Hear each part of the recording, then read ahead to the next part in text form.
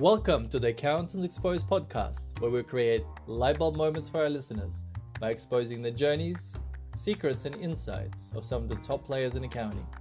This podcast is brought to you by Michael Edelstein, Director and Founder of Recruitment Expert, a specialist accounting recruitment agency working across Australia, New Zealand, and Asia Pacific.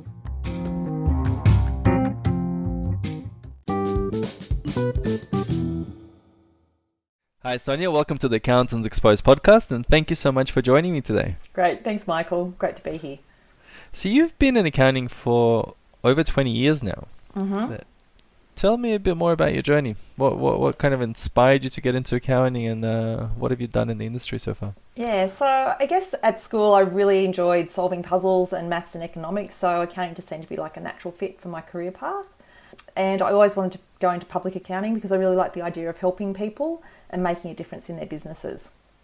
Okay, and I noticed you've been in practice, but you've also done a couple of stints in commerce and come back. What's the reason behind going into commerce and then back into practice, which is very rare these days? Yeah, well, it was one of those things, I guess. I didn't love accounting after doing all that study and thinking that it would be something that I'd really enjoy. I wasn't in love with accounting and I hadn't really found the right workplace for me. So I thought, okay, well, I'll go and give commerce a try. And then found out that wasn't really for me either, because it was just working for one large company, and after 3 or so financial year ends, it sort of it was like Groundhog Day. It was every day was pretty much the same, and every year was the same. That's what I keep telling my candidates, that like 90% of people tend to move to commerce after this year. I'm like, you'll be so bored. Yeah. And it's like the first 1 and 2 year ends, it's like interesting, maybe even just the first 3-6 months, and then after that it's, as you said, Groundhog Day. Yeah, and you're just doing another month end, and you're doing that all day, every day sort of thing. So I remember distinctly the time that I remembered that I wanted to go back, and we were actually on a motorbike out near Wisens Ferry, and I said to my husband, we had intercom between the helmets, and I said to him, I want to go back to public practice, and I think he almost crashed the bike. What was the catalyst behind that made you go? I don't know. It was just I can remember the thought just popping into my head, and it came out my mouth, and but okay, because I thought I've done all of this study, and I always wanted to be a partner in a firm. Always. Like it was just sitting there, something that I wanted to do. And I think everyone aspires to that. But then, given that you had that thought, what prompted you to go into commerce then? So I just sort of fallen out of love with accounting. What was the reason behind that? Because you were progressing well. You got to manage it fairly quickly, and in a good firm that's quite well known, etc. Yeah, I think, I guess public practice is not known for being the easiest of work environments. There's a lot of pressure, timesheets, budgets, meeting client expectations and all that kind of thing. So I guess there is a lot of pressure in public practice, and I guess I just wanted to, give commerce a try to see if that was something that I'd enjoy more than public practice. But I mean, at the end of the day, I really missed helping people and making a difference in business owners' lives. And I think that's something that we've really got the opportunity to do within public practice, and particularly, when I'm at the stage of my career that I'm at now, and I've got full discretion on how I choose to service my clients, how much time I spend with them, how much I bill them, and that kind of thing. And I think that's where the reward comes. What would you do differently in hindsight? I wouldn't wait as long to start my own business. Okay, when would you have started it, or like after how long in your career? I think I would have preferred to have started my business in my 30s, so I had longer.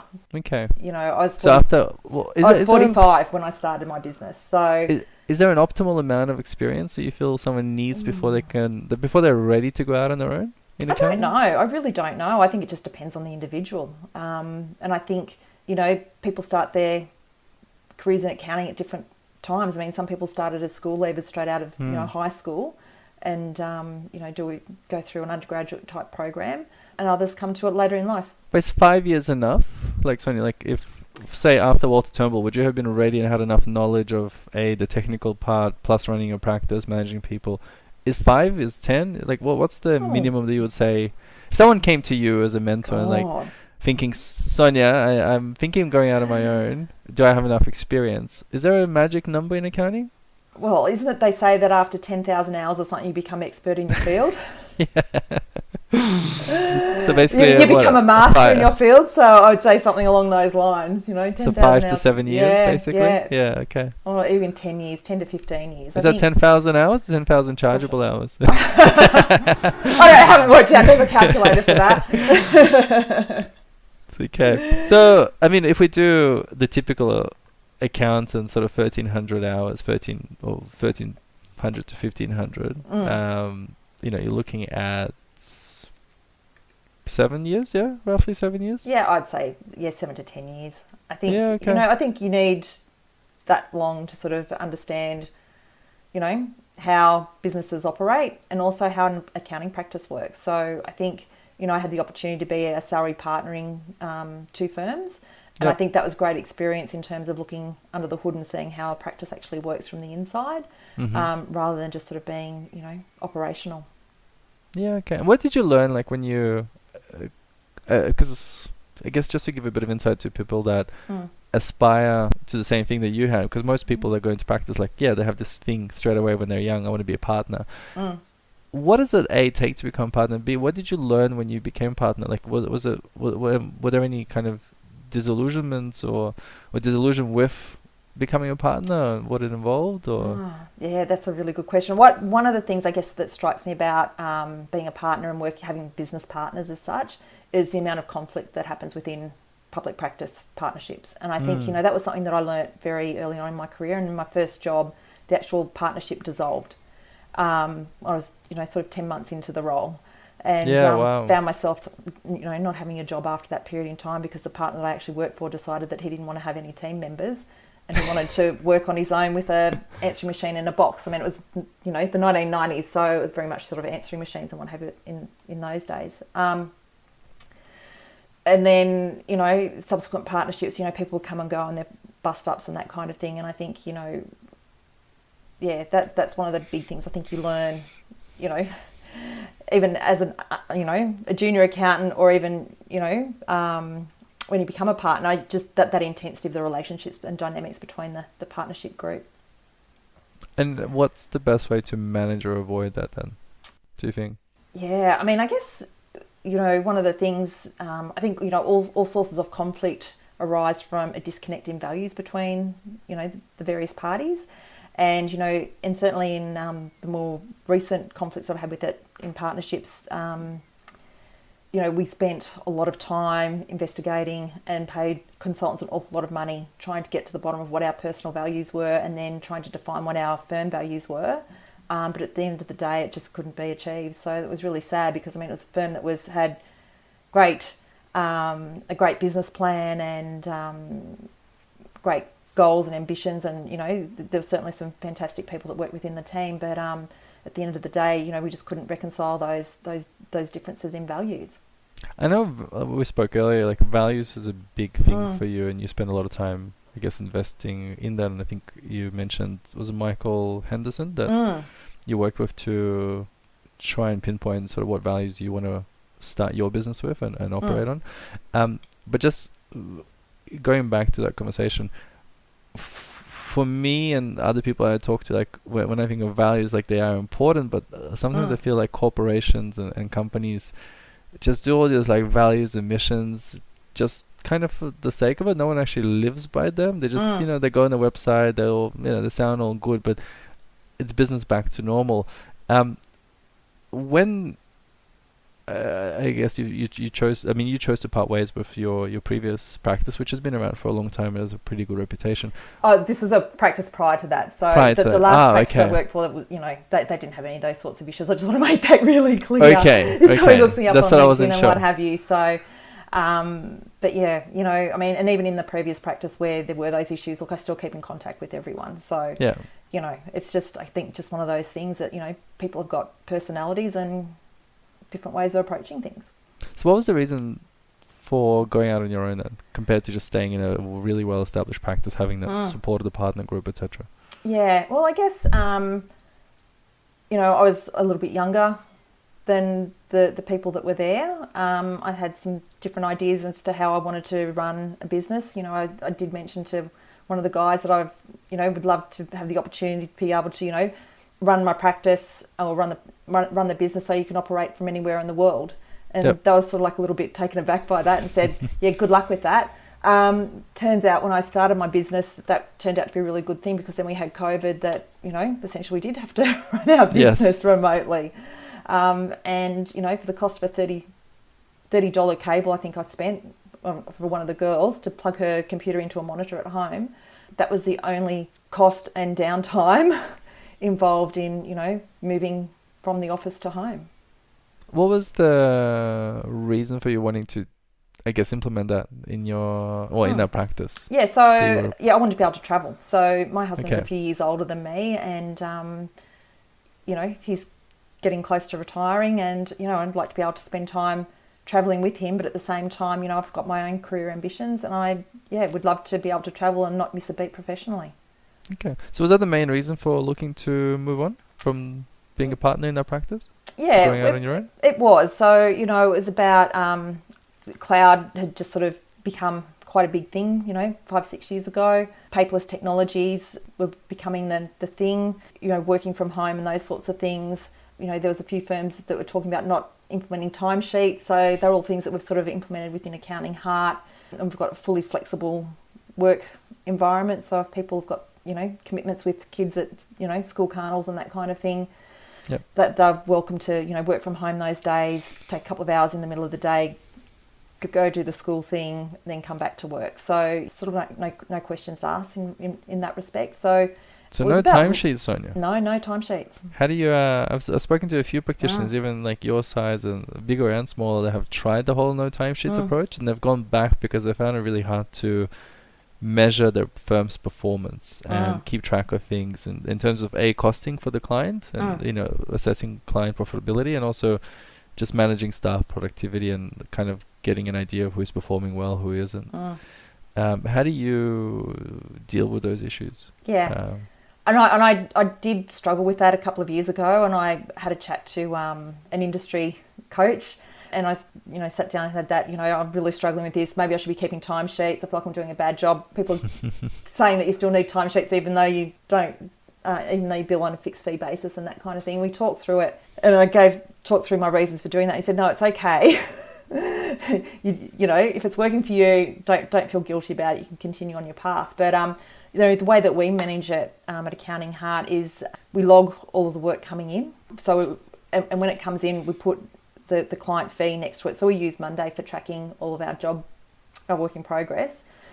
And then we put the fee next to it. So at any one time, we at a glance can see what the total value of our work in the office is. Yep. And I know in my head what that needs to be at any point in time for us to be able to bill a certain amount each month. So then at the end of each month, I know that the team needs to be billing, between a certain range.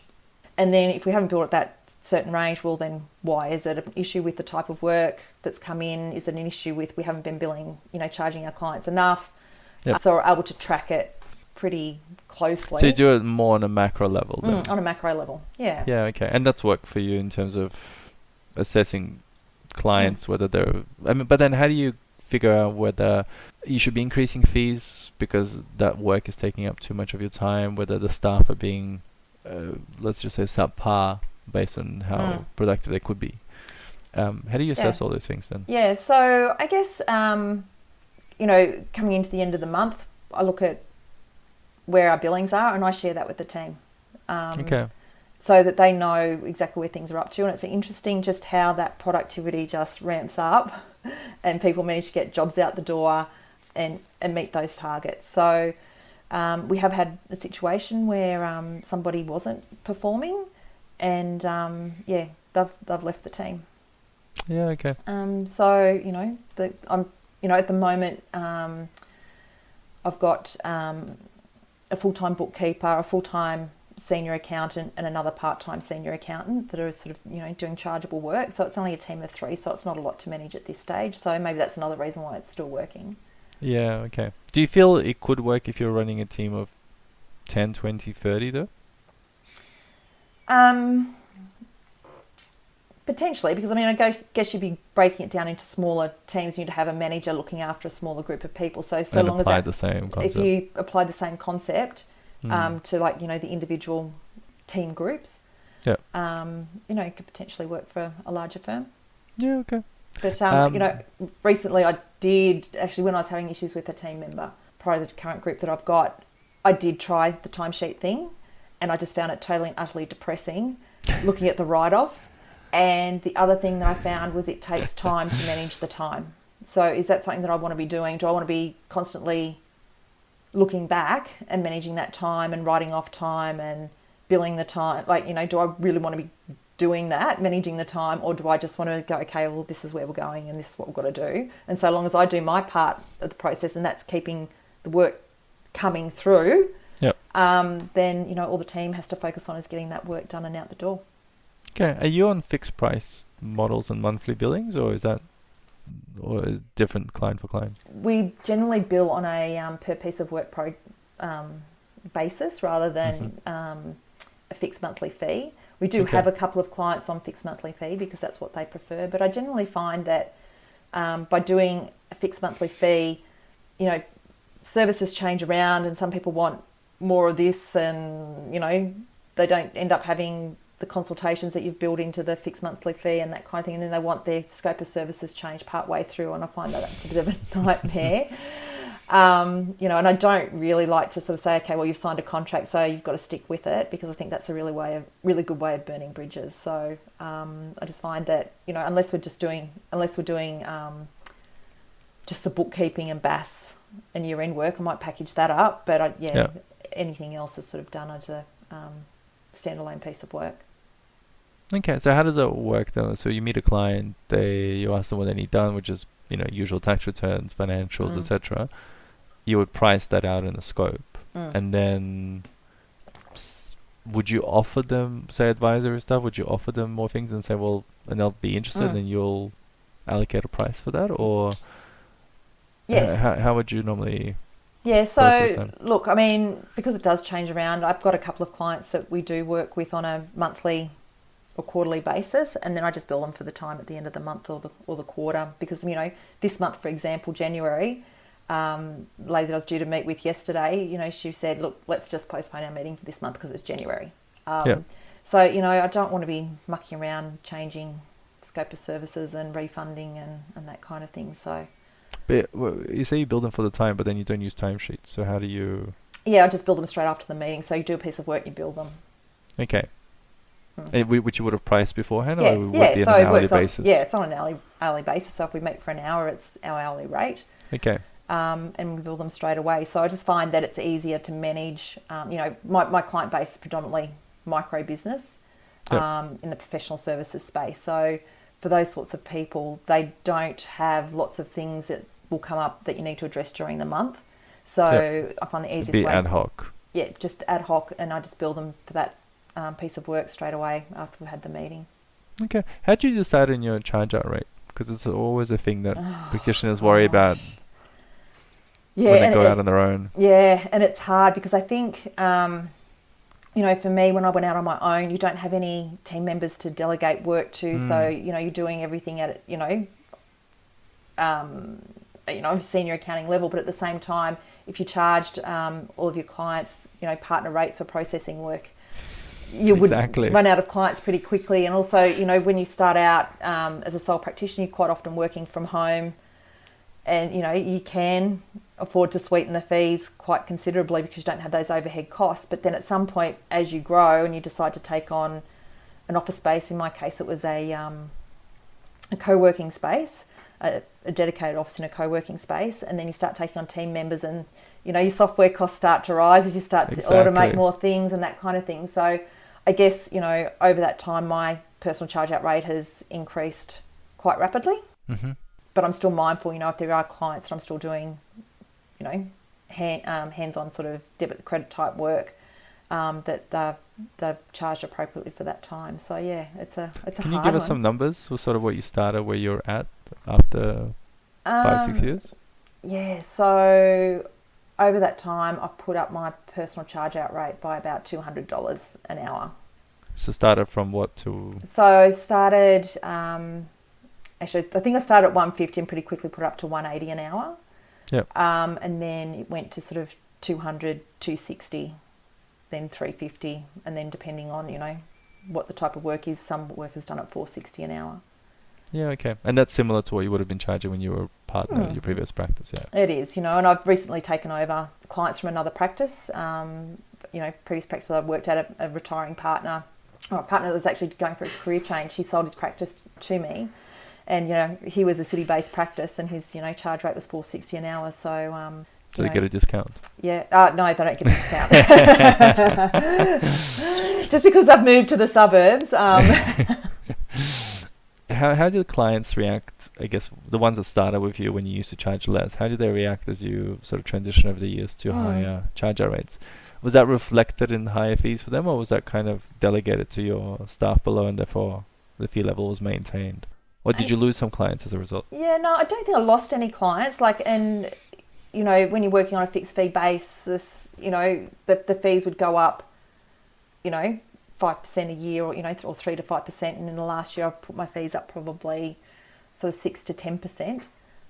So I haven't lost any clients that way. And then if clients are wanting consulting work or what have you, I just charge them, say it's going to be X dollars an hour, and I haven't so far had anyone sort of query, why has your charge rate gone up so much? I don't think they really notice in a lot of respects. But I think that's one of the benefits of charging clients. You do a piece of work, you charge them for it straight away, so that it's fresh in their mind, and they aren't getting those big high fees once a year that have then become more difficult to explain to them what they've been charged for. It's interesting you say you charge you increase the charge to your clients sort of by 3, 5, even up to 10% a year. What's the basis for that? Because I know some firms are scared to increase it annually because then they feel like they have to justify it. Some firms do increase it annually, whether it's even 3%, 4% a year. How do you kind of process that element? Yeah, so I think it's been over the COVID years. I probably didn't increase my fees. There's probably 2 years where I didn't increase fees. Okay. But certainly last year I think I increased by 6% to make up. And then this year it's been, again 6 to 10% because, I think everyone recognised that there's an increase in cost of living. Yep. And certainly my costs for my team have increased. It's been, an expensive exercise attracting talent and retaining talent because, I want my current team or existing team members that have been with me for some time, I wanted them to feel rewarded and not feel like they wanted to, look for another job in order just to get more dollars. Yep. So, we have increased our staff salaries or team salaries quite substantially in the last 12 months or so. Yep. And then obviously, software costs have increased along with everything else. So I think, for the most part, if you just explain it to clients along those lines, we've put a note certainly in all of our fee engagements that have gone out as to why our fees have increased. Okay, so you do justify it. Yeah. And I think it's just simply, due to the war in Ukraine, our fees have had to go up in line with other costs. Yeah, so it's just a simple line, due to increasing business costs, our fees have gone up. Please let us know if you need, more information than that. We now provide afterpay and zip. I've saw that some accountants are doing that now. I haven't looked into it, but yeah. There seems to be a lot of there's a couple of accounting finance companies, but then I would be very concerned if I had a client that needs that. Yeah. Just to give perspective, I guess, to the audience, because some people will be like, oh, well, it's all good and well for you. You have big clients, perhaps. But you mentioned you have micro businesses. So can you give us some basic numbers in terms of what's the average fee size that you have and what's the average turnover of a client that you look after?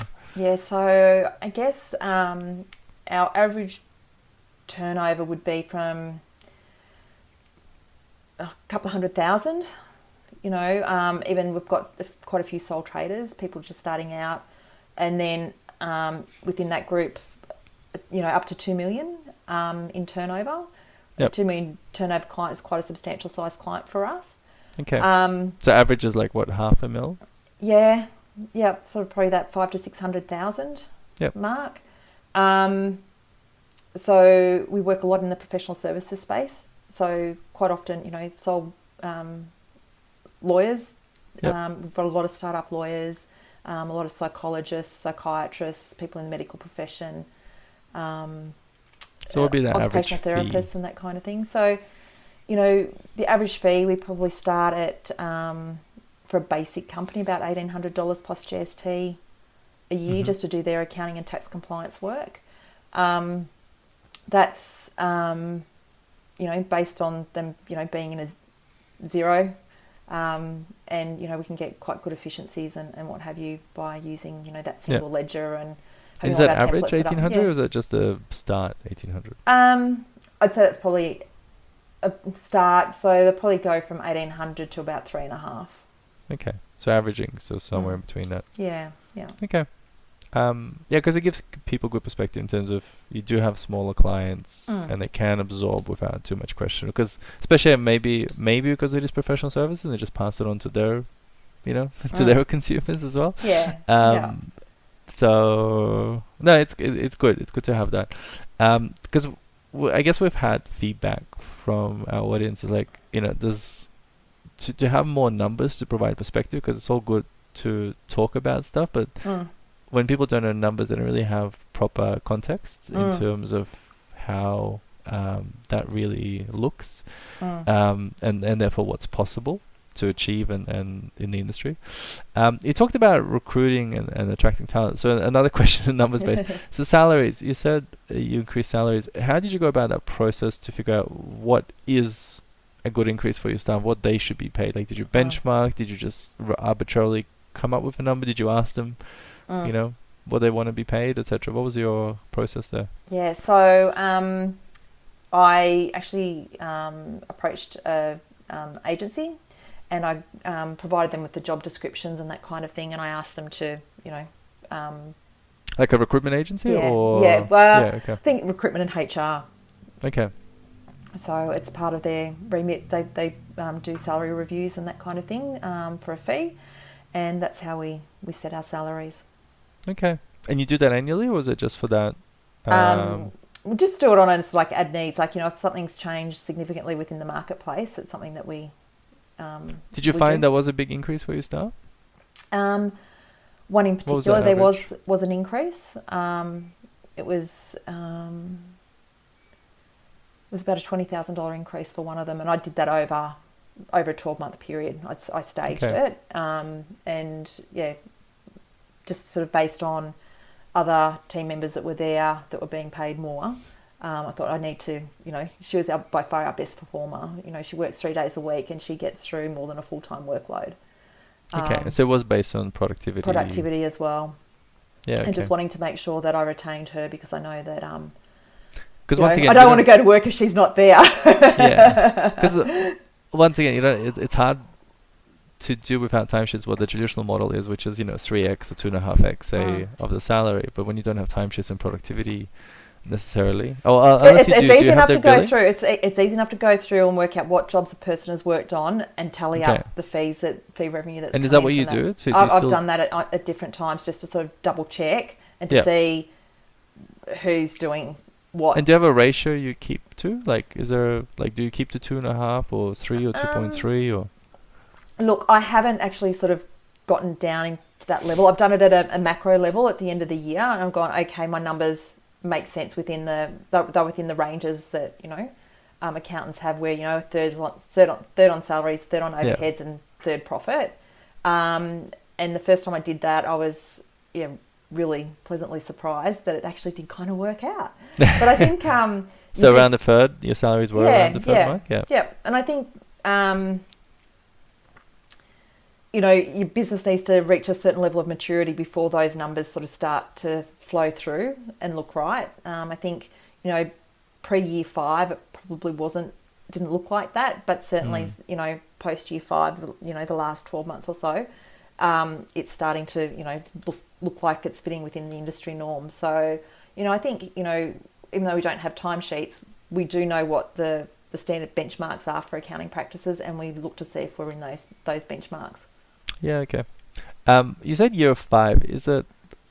Is maturity reached when you get a certain number of staff or certain fee size, or Maturity is reached when you've reached the benchmarks. I like that, because I guess it takes a while to get there. well, I have two questions in relation to that. So the first question is, there are practitioners that choose to go out and be sole practitioners, no staff, maybe a part-time or an offshore resource or resources, and they'll punch out their 250, 300k a year with very minimal overheads because they're doing it from home, or co-working space, and can still take home 200, 250 out of that.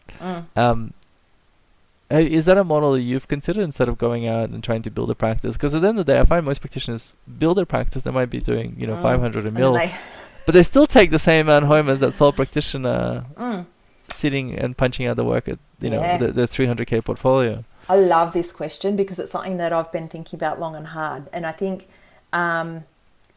you can do that, and you can earn good money. But then if you're sick or you want to take a holiday, or if anything happens, it's gone, and you've lost that income essentially. But I think one of the reasons why I'm building a practice is so that it's not reliant on me, and that I can then take a holiday, I can step away, or if I get sick, I can step away, and everything will still keep running. And I think what you're doing in terms of building a practice, you're actually buying yourself, insurance against that, in terms of, shoring up your income. But I mean, I guess, at the end of the day, you're also taking on risk because people are risk when you take on team members. Yeah. And there's certain stress that goes with it. So, I guess there's no right or wrong way. It's just what you feel most comfortable with. And I think whether you enjoy working with people, because if people do cause significantly more stress to you than they provide value in terms of your growth, etc., then perhaps you stick to being a solo practitioner. Just knowing yourself. Exactly. And it's one of the things that I've done in my business. It's a very conscious decision, is that all the accountants we have are experienced accountants. Yeah. So we're not spending time training people, in the basics. So I mean, I guess that has its pluses and minuses. And I feel a little bit guilty that I'm not doing my bit to bring on the next generation of accountants. But that's PwC's job, not ours. Yeah, exactly. And then when they come to Accounting Heart, they go, "Oh wow, this is really nice," because they aren't working a million hours and they, have a life outside of work. But I think for me, having that sort of mature team that know what they're doing means that I can then go and grow the business, and I know that the clients are being looked after, and that they're doing the work that they enjoy. Because, we've had a conversation with one of our senior team members, and I said, okay, we're looking for a bookkeeper. Do you think we should, we're coming up to the end of the year, do we go to one of the universities and try and get a graduate? And she said, no, Sonia, don't do it. Was her advice. So I was like, okay. So we found ourselves a lovely bookkeeper with quite a few years of experience. It's fitted beautifully into our team. So, excellent. It's I guess it's just what you prefer to do. So one of the biggest questions I usually get is from suburban practices that say suburban or startups, relatively new practices. How am I meant to attract staff, given that I'm in the suburbs? I don't really have a reputation, blah blah blah. I don't have the fancy offices of or the brand name of top 100. How do you go about it? Because you built up a team of 6 or 7 now, some part-timers, or mostly part-timers actually. What was your strategy and approach to building up the team and a fairly stable, loyal team, from what you've told me? Yeah, I think it's being professional.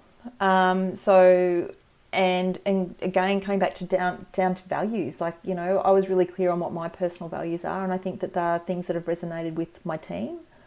I think offering that flexibility to work part-time or full-time is has also been quite a sweetener for a number of the team, and I have asked various team members at different times, are they happy still working part-time? Because they've certainly got the work if they want to work full-time to work full-time, but they've said, no, we're happy doing what we're doing. Yep. think that's a big thing, being able to work part-time. And certainly when I started out, it was to my benefit that people wanted to work part-time because I wasn't ready to take on a full-time team member. So when my first 2 hires was an accountant that I'd worked with previously for, I think it was 8 hours a week. She had just had her second child, and she would come to me 2 days a week in between breastfeeds while her mother was looking after her children. But that was enough to help me out with the technical aspects of the work. And then the other one was an administrator, and she came twice a week. I think she was 10 hours a week, 2 days, 5 hours each day. And, then we just sort of like increased hours from there. And so that was really, really helpful. And, you don't have that big staff outlay. And, helps you grow. How far into your, I guess, going solo journey did you hire your first member? Yes, so that was just over 12 months in. So within 12 months, okay. 12 and you months. were, what were your figures for turn, like fee-wise? Yeah, so my revenue was around about the 200,000 mark at that point in time. After 12 months? After 12 months. And you started from scratch? Started from scratch. Okay. How did you go from scratch to 200 grand within 12 months? Actually, it was... that was sort of coming up into the 18-month, 2-year mark. Sorry, the 200,000. I started, as you said, from scratch. I got out and I did an awful lot of networking. I think that's the quickest way to start building your practice is word of mouth and networking. I had a few clients from the previous practice contact me. They found me on LinkedIn and decided to make the switch. They didn't cause any issues with the previous practice? No, there's a couple of clients that I did take from the previous practice from day one, but I actually paid them for those clients. Okay. They sort of said, no, we definitely want to stay with you. And I said, okay, I'll approach the practice and, I wanted to do the right thing. I didn't want to go stealing clients from the practice. So I actually said, okay, these clients who approach me, I'll pay you the first, I'll pay you 12 months worth of fees to bring them on to Accounting Heart. Did you pay them 12 months worth of fees for your charger rate at their practice or your new practice? Unfortunately, it was their practice, but whatever. Like, there was one of the clients that came across who would work for free for her. I loved her. And I've just forgotten where we were going. Well, we were talking about growing from scratch to 200 within the first 18-24 months. Yeah, therefore employing your first team. So it was very much so what does that look like networking? I mean, you would have had some sort of professional network because you've been in the industry for such a long time already. So is it just reigniting the existing network, or was it actually doing anything different and new? Yeah, so I joined a networking group called BX. BX. Okay, I've never come across that. So they're actually now global, believe it or not. But they sort of... Is it like BNI? Is it a BNI competitor? Similar to BNI, except there's not that pressure to go to every meeting, and the meetings are every second week. But same concept, essentially. Same sort of concept. You do get to get up and do your elevator pitch and that kind of thing. And there is an element of one-on-one conversations within the meeting. So you meet with 3 people within that meeting as a one-on-one for 10 minutes. So I think that was really beneficial to sort of like build those relationships. And I certainly got a lot of work out of that group. Okay. But there's like it's not like BNI where you have to refer within the group. It was, purely based on, if somebody felt comfortable referring to you, they'd make the referral. Okay. So it's good ROI there. Yeah, really good. And a great group of people. And you're still part of that to this day, or? No, I'm not. I actually went overseas in 2018 and came back, and I was so busy. I just, didn't have time to go back, so I didn't go back. And then, lots of coffees. My husband actually made the comment to me, while I was working from home. He said, all you do is go out and have coffee. The least you could do is get some vegetables on your way home. I can tell you I have not bought any groceries since that day. I won that conversation, or won that argument. But, so I guess it's just, meeting with people that can potentially refer you work. And is that like lawyers, brokers, planners? Planners, pretty much. Do you just reach out to them via LinkedIn and then set up a coffee, or do you know them through someone, or what's the approach there? So it might be somebody who said, "Oh, I recommend you having a conversation with such and such," or it might be, someone that you know within the business community through somebody else or something like that. You just sort of reach out and make that connection. And I found most people are pretty generous and will, have a coffee. How do you pitch yourself during like either the BX or the coffee? Like, because I'm sure all of those people you're talking to have had many accountants also tried to network with them. I would imagine, maybe not. Well, I think, it's one of those things, you've got a funnel. Yeah. And you've just got to have, talk to as many people as possible, and a few will sprinkle through and become clients. So, Okay. you're not going to win work by staying at home doing debits and credits And on your small client base. But then you still have to come home after all those coffees and actually do a bit of the work as well. Exactly. And burn the midnight oil. And I think that, that's why when you get to like that 180 to 200 as a sole practitioner, you really do need to start bringing on a team member or two so that you can free up that time to then go and grow. So it's that sort of, you start earning decent money and then you lose it all again because you've employed your first person, so you can, take the step to the next level. But There's one step back, 2 steps forward kind of approach. Pretty much. But I guess the part-time softens that impact a little bit more. It did, so it really helped me out. Did you? What was your process? Did you use agencies, or have you used agencies? Did you advertise yourself first? What's the process you followed to bring on new team? Or they're all referrals of people you knew? Yeah. So combination. So one of my first hires was actually through an agency, and I got them as a sort of a temp hire just to see if I had the work, believe it or not, because I wasn't sure that I had enough work to keep them busy. And within 6 months of paying exorbitant fees to an agency for an hourly rate, I took them on as a permanent part-time employee. So that was, I guess there was an extra cost to that, but this was the accountant or the administrator? The administrator. The administrator, okay, yeah. And then the accountant was somebody that I'd worked with previously. And then the ones after that? And the ones after that, there are some that have come through an agency. And then one has come through as a friend of our office administrator. And she's sort of picking up some part-time casual work with us. And then another one is just, absolute skill shortage, tried agencies, tried everything, tried ourselves. Then I just mentioned it, to somebody within our office one day that within the co-working space that I was looking for another team member, and she said, I may know somebody. The beauty of working in a collaborative environment, right? Yeah, you just tell people that you're looking for X. Someone always knows someone. And somebody knows somebody. And, after initially, being declined and, after a coffee, they said, no, we want to stay where we are. They came over about 6 weeks later. Yeah, it happens. All it takes is just a thought, and it grows and grows in their head, and then one bad Monday morning, and they're calling you. Yeah, no, it happens to us all the time when we talk to candidates and they're not quite sure, and then we get a call back a few months later, or even a few weeks later. It's interesting you say an administrator was your first kind of hire, and I've heard that a lot. That has kind of the biggest impact. It's not necessarily an accountant, but someone that can help you with the admin. Why is that? Like, what made you choose an administrator first versus an accountant or a bookkeeper? I guess administrator doesn't cost as much as an accountant. And, if you can get somebody setting up your clients and onboarding clients, so setting them up within, we use XPM, 0XPM. Yep. Setting up clients on that platform, somebody that can send out, your ATO correspondence.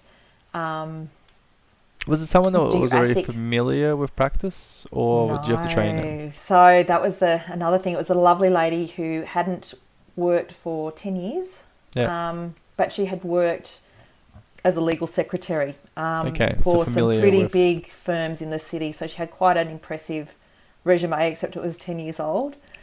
And she was very nervous when she started with me, and I would not be without her. She is absolutely brilliant. Her computer skills are brilliant. She's the one that's moved to Queensland? Yeah, moved to Queensland. So, and still running your practice from there. 2020, she said, end of 2019, she said, we're moving to Queensland in January, Sonia. She said, I'm going to have to resign. And I just sat on it all day. And then I walked into the lift and I said, Sharon, I don't want you to leave.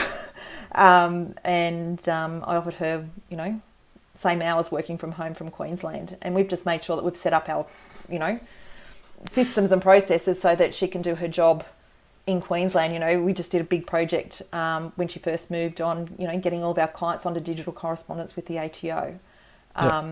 So that we don't receive large volumes of paper from the ATO anymore. I went and bought myself a Remarkable so that all my meeting notes now go to the cloud, and she just downloads them from her computer and saves them to the client file. So, anything that was still paper-based, we got rid of.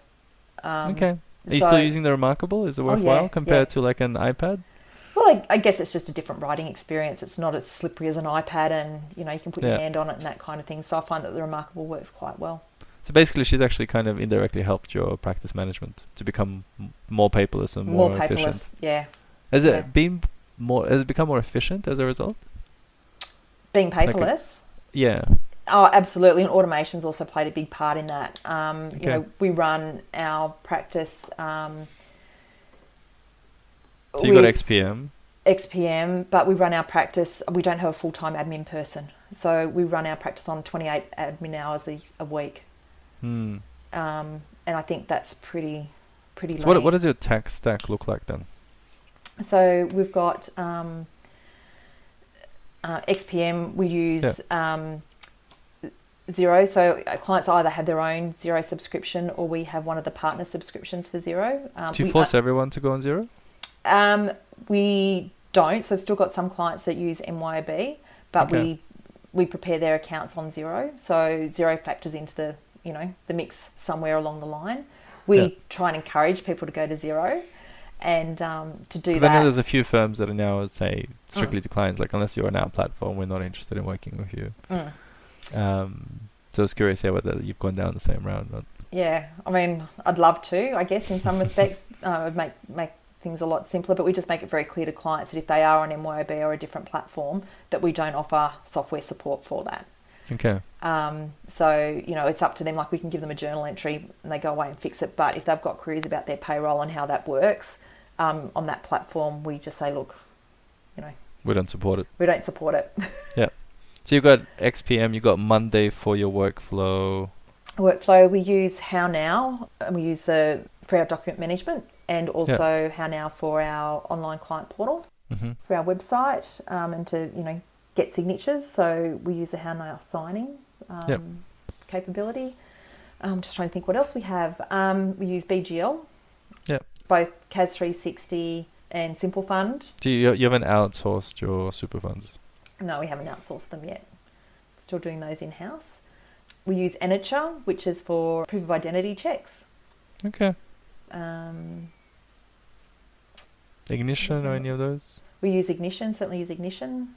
And we have done so for quite a few years. And then we use Practice Protect to sort of manage that online security and password login and two-step authentication. Do you use anything for advisory or, anything that kind of creates nice, beautiful templates and spreadsheets for your clients to go through their cash flows and all that sort of stuff? That's a really interesting question. I have sort of thought, do we need something in that space? But I find, I've used some tools in the past. I mean, it was probably quite a few years ago, and I found like clients felt quite overwhelmed by those tools. Like with all the dashboards? Okay. Yeah. Which ones have you tried? I'm just trying to think. It was an old MYOB product, which probably isn't around anymore. Doesn't matter. Profit Maximizer.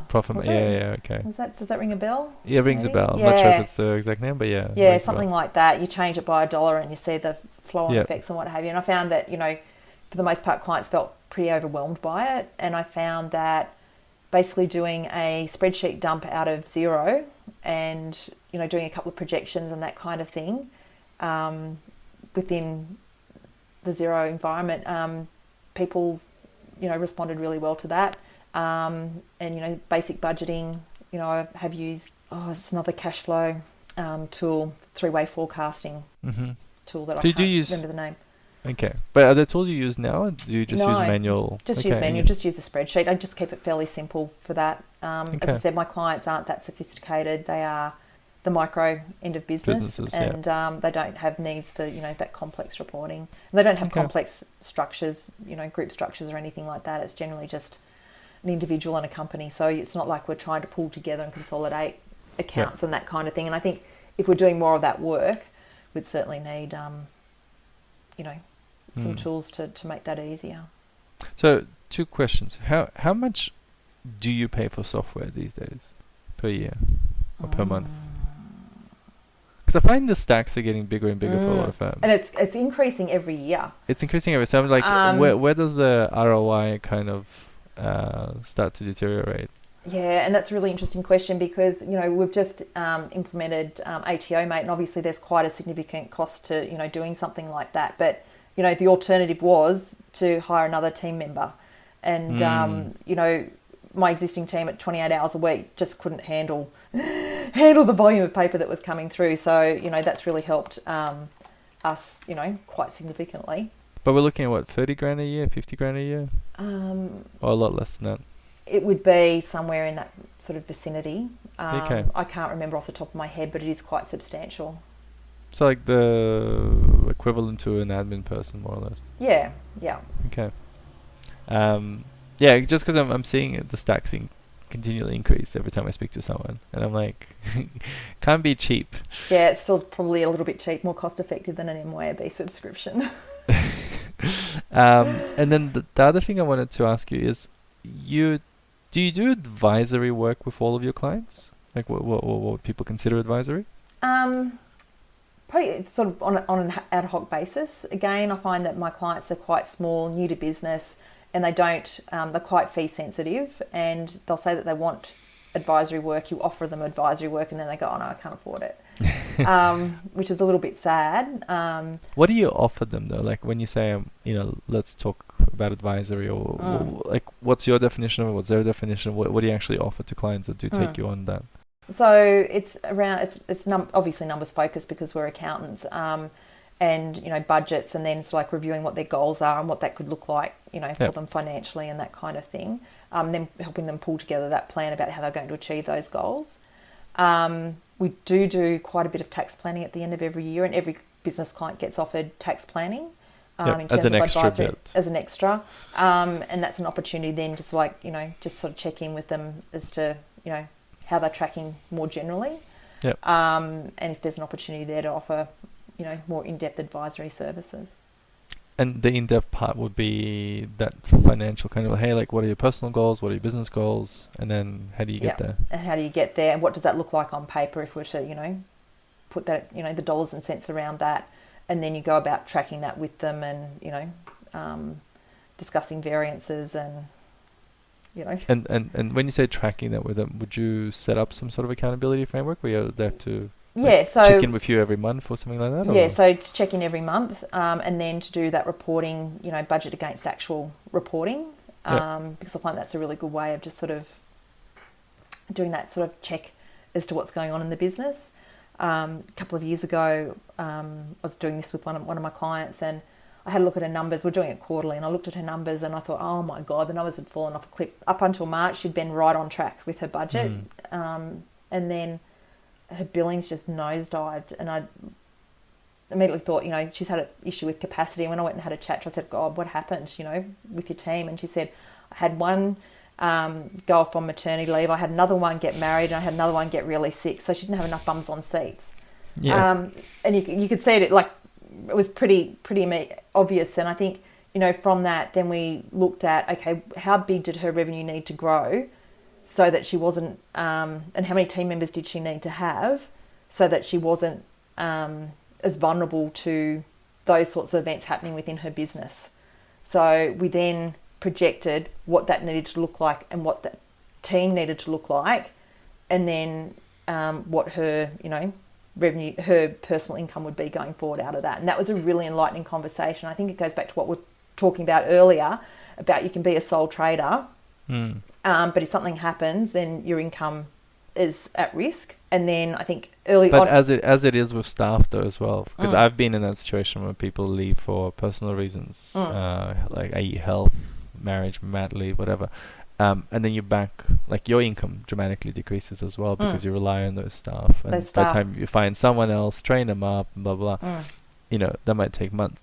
Yeah, but she had no excess capacity within her business or anything like that, so she was really strongly impacted by it. So yeah, we projected that forward, how many staff she needed, and you know, needing an office manager or somebody, an operations manager or somebody that could come in there and, you know, manage. So you the go back end through of the with that business. and give them ideas in terms of how you know they could structure the business. Would you do marketing advice to them as well or not?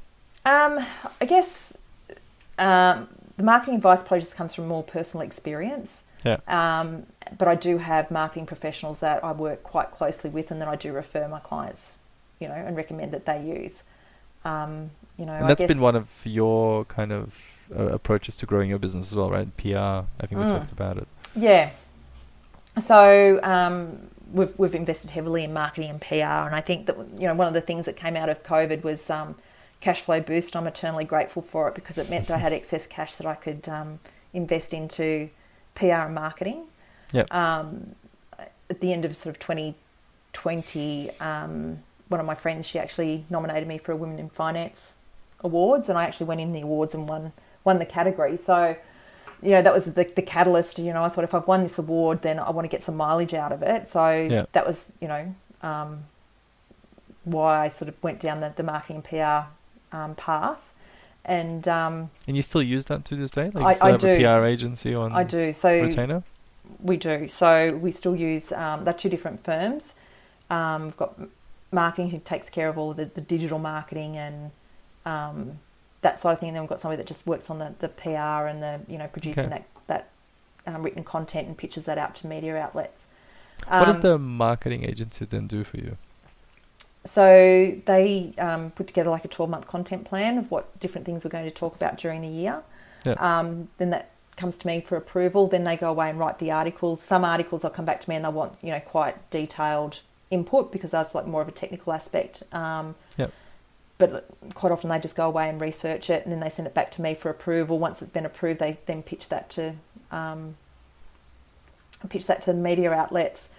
Quite often, like with the media outlets, you'll get a backlink to your website, so you'll see an increase in your website traffic and that kind of thing. So then you know, it's improving your searchability on Google and that kind of thing. So I think, you know, very early on, it's word of mouth in terms of growing a practice. But I think as the practice matures, you want to be able to not be so labour intensive with your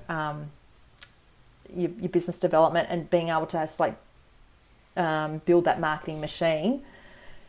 You know, and is that working for you now? Like, it is. If you look at your funnel, is a majority now coming from SEO and like inquiries, or?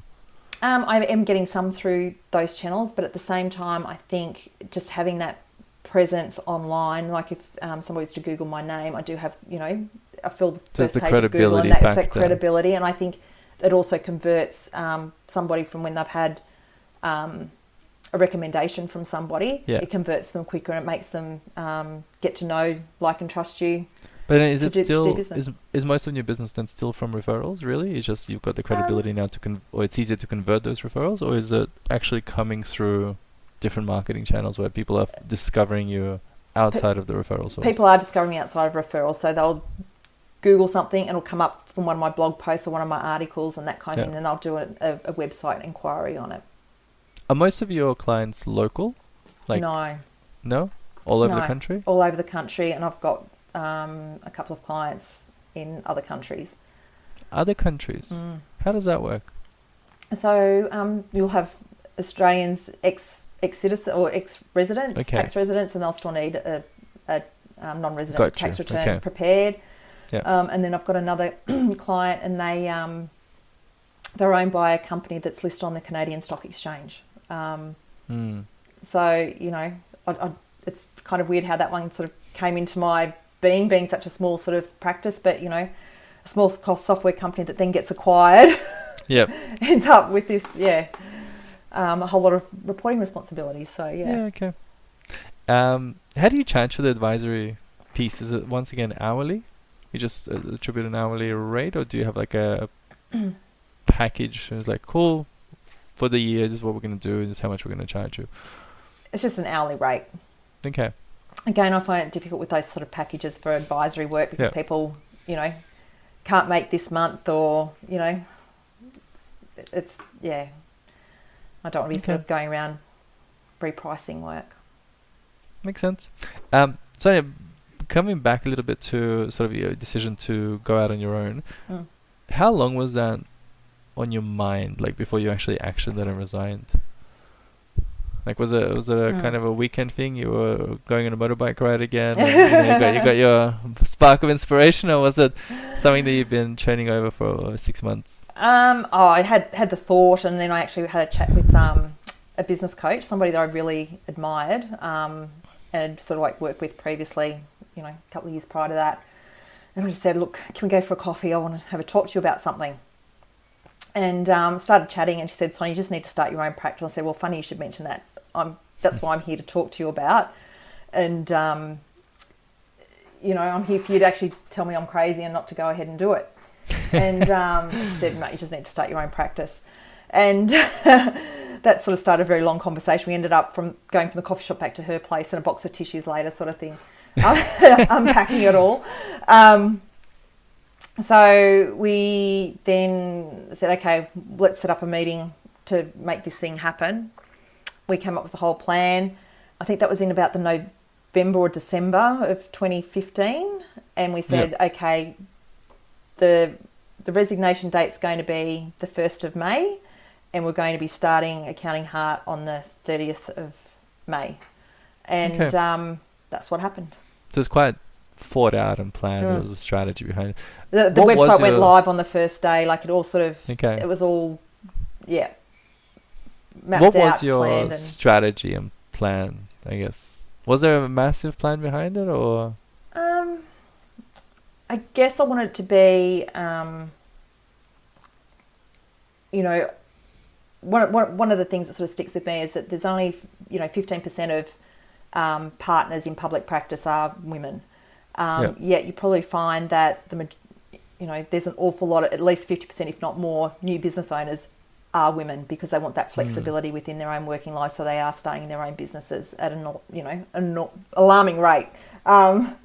So I guess I saw an opportunity within the market to do something that was more feminine, and to that would naturally attract women. So, you know, hence the name Accounting Heart. You know, sort of Googling around with, you know, feminine words and what could work and what have you. And I thought, Accounting Heart works. It's sort of like, you know, that mix of head and heart.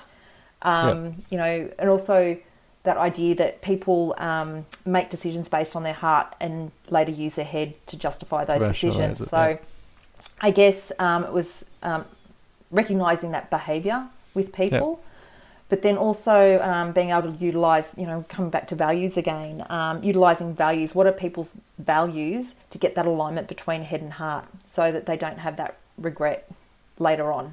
And I find that if you can find that point, people are making much better decisions. So, you know, when I started Accounting Heart, that's again, you know, my motivation for making it values-based and, you know, making the brand feminine without sort of, you know, plastering it all over the website. You know, we work with women only because we happen to have a lot of male clients and we happen to like men as well. But we also want to make it, you know, fairly obvious to our target audience that we're here to help them, and we don't want our clients feeling like they're the naughty schoolgirl sitting across from the school principal being told off. And that's certainly some of the feedback that I had from my female clients, how they'd felt previously within accounting, and that just breaks my heart. Interesting. I like that analogy. I can see that happening. Yeah. Although I'm sure none of your listeners would be like that. Never. More progressive. 100%. That's why they listen to me. Exactly. Because there are a lot of good men out there, and I don't want to bag men. But you chose a niche, I guess, and that was your strategy essentially. It's like, cool, I can see a gap in the market. There's a disproportionate number of entrepreneurs versus female partners, and you branded yourself accordingly, and had a message and values around it. Okay, cool, that makes sense. And there was a lot of planning. It wasn't like one day you just came in, you had enough of the partners, and you're like, you know what, I resign, I'm sick of it. Yeah. It was a well thought out plan. It was a well thought out plan, although I have to say I don't have a documented business plan anywhere. Okay. On the tissue box that right now. Pretty much. Then I guess the question to you is, did you stick to that plan, and did things change? Like, you know, did you have an end in mind actually? Like when you did you have like a thing that you imagined, like this is how big I'm gonna be, this is how many staff I'm gonna have in this in 5 years, in 10 years, etc. Are you on track with that? Did the plan change considerably? I don't think the plan has ever changed. It's probably evolved. You know, and I find that, you know, particularly with the people that I'm doing the marketing and PR with, we have lots of conversations about different things. And I think that's one of the things with entering business awards. It really forces you to think about your business in quite a strategic way. And it also opens up your eyes to, and you become more conscious of, you know, what other leading accounting firms are doing and what they're doing well. So I don't know that anything's changed as such, but things have certainly evolved, and it's become clearer on how I'm actually going to achieve those goals. You know, I guess I don't know, for me, you know, you want to put a number on the wall and you go, okay, it sounds really nice to have $1 million in fees. And that was what you were striving as the I guess that's what main goal. Yeah, the main goal. But I mean, at that same time, you know, that's got to be sustainable and not at all cost. And if there comes a point before I reach that, you know, I'm happy, well then that's where we'll stop. But if I want to keep going after that, I want to have, you know, the options there to keep on going. Because you're pretty close to that number already, right? Yeah, so I'm at about 700,000 at the moment. And that's, you know, I've gotten there by, you know, referrals, building my online marketing presence. I've also bought a small practice of about 200,000 in fees at the end of last year. So obviously that's been a really nice boost to the practice. So my question is, why not just, like, if anyone considering that path, or when you were considering it back then, why not just buy a parcel of fees and say it's 300 grand just to start off with, and then boom, you got a practice. Especially interest rates are fairly low. It's fairly easy to get finance for accounting fees. Why not just buy a parcel? Yeah, I love that question, because, and I've looked at doing that over the years, and they're hard to come by. I've put in so many inquiries over the years about buying a parcel.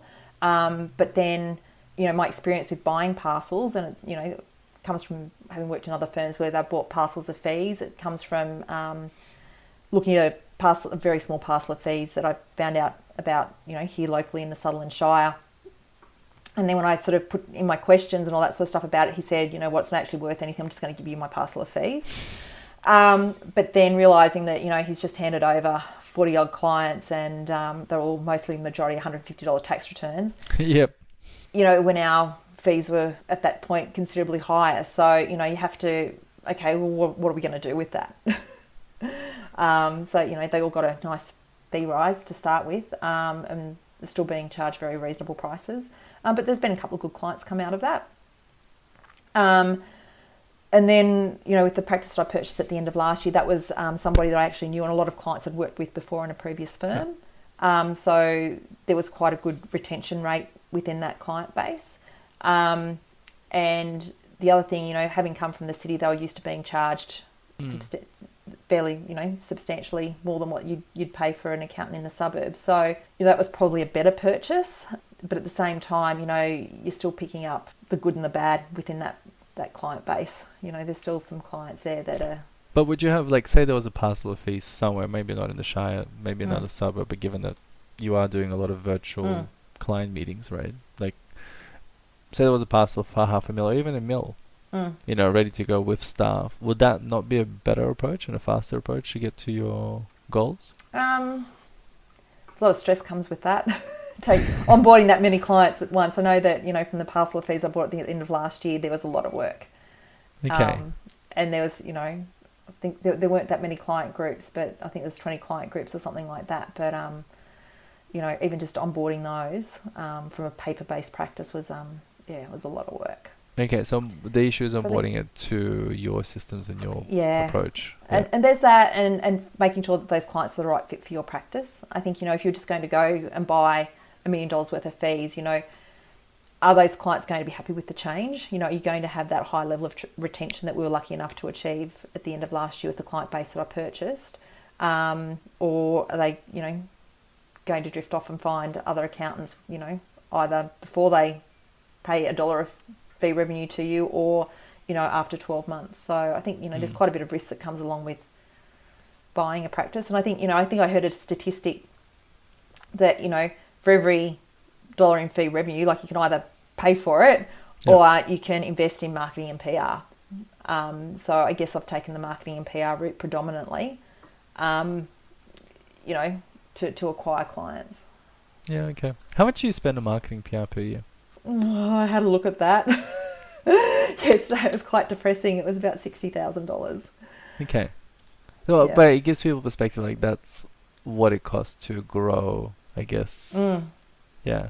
And you're It getting does. ROI. I mean, you're growing at least 100K a year. I am getting ROI. So Will you stop that eventually, or is it like when the machine is kind of self-perpetuating, or is it something that has to continue forever?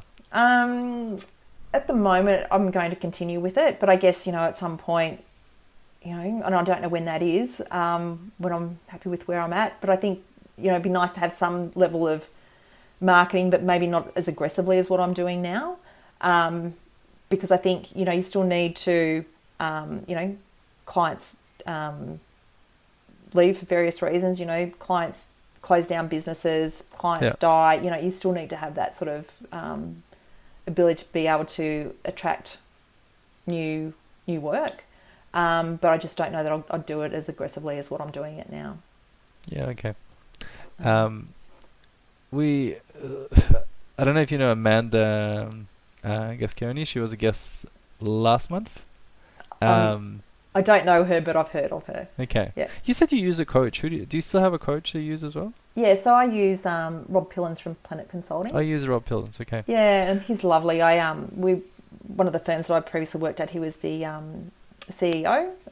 So I already had a relationship with him, and he was somebody that I really enjoyed working with. And he still coaches you to this day? He does. What do you get out of that coaching? I guess it depends on, like, I've had a couple of different kinds of coaches. So initially, the coach that I used when I started my business, she was just a general business coach. Business coach. And I wanted, and I made a very deliberate decision when I started my business to take advice from people outside of the accounting profession, because I didn't want to look like all the other accountants. Okay. And that was something that was really important to me. So, my marketing people, my PR people, and my business coach had nothing to do with accounting. So we've taken like a fresh look on it. Yeah.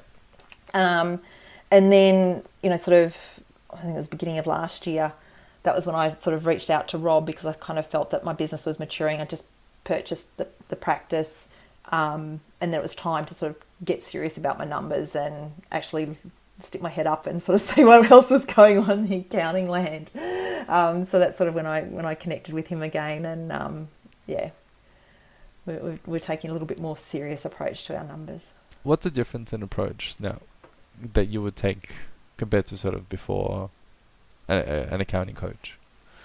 What was really interesting, where I got to was pretty much with industry trend, and I think that was a reassuring thing, that I hadn't actually wasted the previous 5 years in trying to achieve something that was different and that wasn't sheet based and that kind of thing, and the fixed fee model and that kind of thing. It was actually then proof of concept. Yeah. But it took 5 years to get there. But Okay. So no major changes that you've had to implement. Okay. Not at all. But just reassurance and kind of not having I guess is it kind of like paying to have a partner without having to have a partner in the business? You can bounce ideas off and get that reassurance, etc. Yeah, possibly is. It possibly is. But I mean, I guess somebody like Rob, he's working with lots of different accounting firms, and he's having lots of different conversations with people, and he just, he's an absolute wealth of knowledge. And and I think, if you're thinking of adding something to your tech stack or trying something new, it's great to have someone like that that's just across all of those sorts of things that you can have a chat to. So what I was saying before, one of the things that Amanda kind of highlighted, because she works with a lot of sub $1 million practices, like that's kind of her niche areas.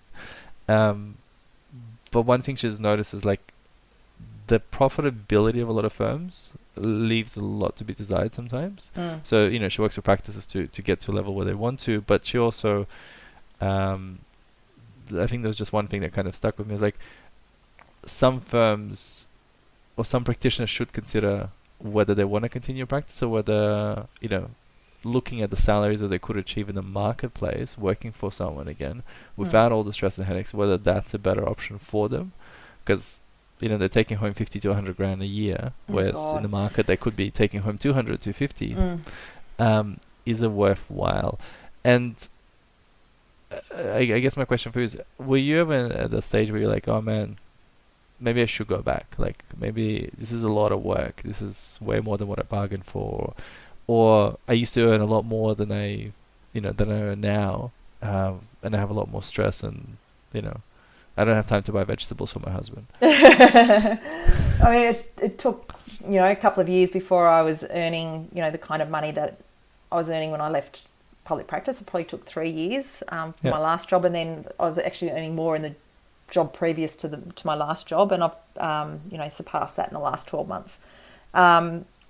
Well past that. So I think you just need to be realistic about how long it's going to take to return to that sort of level of salary that you were on. I think where I was lucky is that I was at a point in life, you're just saying when's the ideal time to start your practice. I was at a time in life where we didn't have a lot of debt. I don't have children that I need to pay school fees for and that kind of thing. So I guess I was at a time of life where, I could take a massive pay cut and take the risk to start my own practice. And then, once you start, you can start to see the possibilities of where things can go. And that's just a matter of, just projecting forward from where you are, after the first 12 months and sort of seeing what that looks like. But it's certainly something that I'm glad that I did take the risk. I'm certainly a lot happier now than what I was. I'm probably working more hours than what I was too. But, that's my decision, and I'm doing it for me. Well, that's the thing. A lot of people, as you said, start their own, especially females. You said there was an alarming, I think you used an alarming rate of how many females go out to get that flexibility. But I think what a lot of people forget is when they start their own business, they kind of end up doing a lot more than they used to. I actually call it the flexibility myth. So I was going to ask you about that. I was like, because you probably started your business thinking the same. Well, I have a lot more flexibility, which you do as a business owner. But you also have you have more flexibility to do work past midnight. That's basically what. I don't do that because I don't function after about 6 p.m. But you do have flexibility. So in terms of if you decide that your parents are coming to visit and you're going to take half a day off, on a Friday afternoon to spend with them, then that's on you. You can do that. You don't have to explain that to anyone. And I think, But you offer that to your staff now as well. Yeah, I do. But, there's that expectation that they'll work the hours or whatever. Which you will have to make up for that half a day at some point in time as well. I think I've more than done that over the years. Exactly. I've worked plenty Sunday afternoons, but you still need that rest and relaxation time. Otherwise you just sort of burn out and you're not of no use to anyone. How did you structure your day, I guess, before, when you didn't have clients, and therefore you have to kind of stay motivated without the constant deadlines? Like, deadlines obviously force you to work, but when you don't have loads of deadlines and loads of clients, how do you stay motivated? How do you structure your day? Yeah, love that question, because I think I remember distinctly it was about 3 weeks into setting up the practice. I'd sort of done all the back end setup. I'd done a little bit of client work that I had on and that kind of thing. And I thought, oh God, what am I going to do now? And I made one phone call to somebody that I knew. Somebody said, I suggest you call this person, and she said, look, why don't you come along to BX Networking? And it was a networking group that we were talking about earlier, and I did on the following Friday morning, and I know from that point on, I haven't run out of things to do. And I've got more things than time to do it. But do you have did you structure your day? Were you very disciplined about it, or like? No, but I always got up and even working from home, would sit at my desk by 8:30 and work through to 5 at least. Most nights sort of 6, 7 o'clock or so. So definitely work a full day, and very disciplined around, okay, it's work. So yes, you leave the office to go and meet with clients or meet with a possible referral partner or something like that, and have, those sort of like do that business development piece.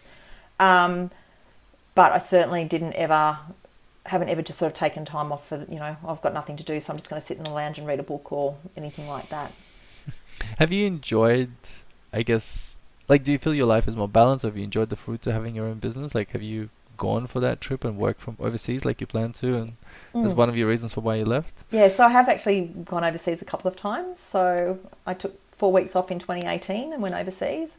Yeah. And worked from there? Didn't bill a whole lot in that time, but certainly nothing stopped, and client emails went unanswered and that kind of thing. So, at that time I only had somebody working, on productive work for 8 hours a week. So it was never going to be a hugely profitable month. But didn't lose any clients during that time. So that was good to be able to go away and do that. And then I've had just a couple of other shorter breaks, but to be able to just log in, keep on top of correspondence and seeing what's going on. Well, it's not ideal, because I think you do really need that mental break and mental rest. It's something that is achievable. Are all the clients kind of wanting to see you, or have you kind of set it up where your staff manage most of the clients now and you just probably look at the new ones? I'm sort of more transitioning, particularly the newer clients that come onto my team members. Okay. Because it's just, it's unsustainable otherwise, right? It is unsustainable, and I think that's probably the point we reached last year when we just have to, have to move them onto the team. And how did they react to that? Look, particularly with new clients, that, you just say, you'll be working with this person, and, all your day-to-day questions direct to them. If there's something that they are unsure of, or if you need, a bigger piece of strategy work done or something like that, I'm always here for you, and you'll certainly be hearing from me at the end of the year. And, I'm the one that does most of the tax planning, although I think that might have to change this year, and the team will have to get involved in that as well. Yeah, okay. Offshoring, outsourcing, what are your thoughts on that? So we have tried offshoring. You have? Okay. We have. So we had a bookkeeper in the Philippines just prior to COVID breaking out. Directly or through one of the companies? Through one of the companies. I'm trying to think who it was now, but I can't remember. It was a couple of years, 3 years ago now. And we had her, she was part of the team for probably 12, 18 months. What we found, we probably didn't have enough work for her at that stage of the business that we were in. And we could only get somebody that was full-time offshore and not part-time. I found that the work probably took 3 times as long, and she didn't have the local knowledge of, who all the local suppliers are and that kind of thing. So I think that was sort of like probably a little bit of a barrier. Okay. I've found that, again, going, using a dedicated bookkeeper within the office to do some of that lower level work is working quite well for us, rather than offshoring. And, with a really, dedicated bookkeeper and somebody that enjoys their work and that's all they want to do, it's a really nice settled position to have within the team, because you aren't having, a graduate that's wanting to go to that next level all the time and, looking for that next opportunity. They're happy to sit there, do their work, and, it's an easier way to manage your team, in my 100%. Respect. And your team works from home half of the week, or basically they can essentially set it up the way that works for their families and lives, right? Correct. But, I've got the one team member that does have small children. She's an extrovert and she just loves coming to the office. So we find ourselves coming to the office to keep her company and keep her engaged, because she's a great person. We'd hate to lose her as part of our team. So we're sort of very conscious of our little extrovert, and the rest of us are introverts, and would be happy to be away at home. How many days a week are you guys doing from the office? Pretty much 5 days. Oh, you're in the office 5 days a week? Yeah, in the office pretty much 5 days. Although this week, we're all kind of working from home and easing our way back into the office. Okay. And everyone's happy with that approach? Yeah. Okay. Is that what you had in mind as well? Like, have you ever considered going to a virtual only kind of environment, or maybe 1 or 2 days a week from the office? Because it's a big debate now. Like, do you come back? Do you not come back? Yeah, I mean, I think it just depends on the organisation. I think there's the opportunity to be virtual if that's what you want to be. But I think, there is obviously, people like, the team member was just talking about who absolutely thrive on being in an office environment. And, and I think it's just, common sense approach. What does your team need? And if you want to attract talent and all that kind of thing, I think you need to be fairly flexible around how you go about that. And how you're going to, cater for all those different personality types. Yeah, true. Now, have you got a network of accounting practitioners and firms that you kind of regularly catch up with, interact with? So, Rob Pillins, who we were just talking about earlier, he runs a TAP group. Well, he runs many TAP groups around. So I'm part of one of his TAP groups now. And I think I've been to 2 meetings. I started that at the end of last year. And I think, there's a lot of benefit from being a part of one of those sorts of groups, just to see what other firms are doing. What do you find most firms are doing wrong, from your experience, sort of in the industry, and even the last sort of 1 or 2 years, where everyone's aware of the different possibilities? What do you find most firms are still struggling with or doing wrong? That's a really hard question. I have no idea. I haven't sat down and looked at their numbers to see if they're doing anything wrong. Well, I guess when you have conversations with people at conferences, award nights, and even when you take on clients from other practices, potentially like, oh man, crazy that people are still doing that. Is there anything that comes to mind?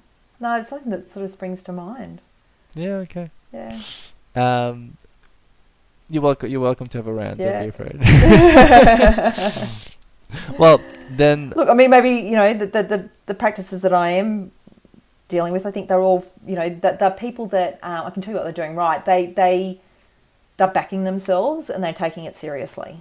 Yep. And I think that's one thing. These practices that are entering awards, that for the most part, not all. I have been horrified by one acceptance speech on stage by an accounting firm. But, for the most part, they are incredibly professional. They take it seriously, what they're doing. They want to do the right things by their clients, and they're very progressive in the way that they use tech within their firms and the way that they engage and attract talent. Yeah, okay. So rapid fire questions. What's your favourite quote? Favourite quote. So this is one that I came across the last couple of days. It's really resonated with me after my own journey, and it's the best way to predict your future is to create it. So, I think that sort of speaks volumes to what I've done. Is there an attribution for that one? Yeah, for Abraham Lincoln. Okay. So. What have you read or watched or learned recently that's had the most impact on you? So I guess, again, being very female focused within my business, the book that I read most recently is Not Now, Not Ever by Julia Gillard. Okay. What was the learnings out of that? How far we've got to go to reach gender equality. It's just enormous. How ingrained sexism and misogyny is within our, within worldwide culture. What have you bought recently that's had a tremendous impact? ATO, mate. Saved hours. It's awesome. Yeah? Yeah. Okay. And actually, I'll ask you something. What is something most people don't know about you? I'm a crazy cat lady. How many cats? Just one. I'm totally crazy for him. Is there a threshold for when you become a crazy cat lady? I don't know what that is, whether it's 3 cats or 4 cats. What's the threshold? No, just being totally obsessed by the cat. I didn't see your cat on the website. Rearranging your life around the cat. I was like, I didn't see the company mascot. Usually, there's always dog people always put their dogs on the website. He's all over our social media. Okay. Dante the cat. What do you do with the cat when you go traveling then? Oh, this is part of our obsession. We actually get somebody to come and live with him. Okay. We get a cat sitter. Yeah, yeah. Very demanding cat. Oh God, yeah. Very spoiled. And who would you have a drink with, past or present? I think after reading Not Now, Not Ever and 10 Years On from the Misogyny Speech, it'd have to be Julia Gillard. What would you ask her? Oh, I don't know. Where do you start? It'd be an awesome conversation, though. Is there a burning question that you're reading through the book and going, man, I wish I could ask them? Yeah, why did you put yourself through that? Why would any woman put herself through that? I mean, you're doing that. Similar. Same sort of concept. It is. I mean, I guess you just want to make for a better world, a more equitable and fair world. And I think that's something that, when I've done these values exercises in the past, that's rated very highly for me is equity and that sort of sense of fairness and wanting to do the right thing. Brilliant. Sonia, thank you so much for your time. It's been a pleasure. Great. Thanks, Michael. I've enjoyed it.